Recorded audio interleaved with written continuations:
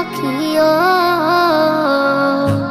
এমন পবিত্র মাটি, এমন পবিত্র মাটি আমার নবীর রওজায়।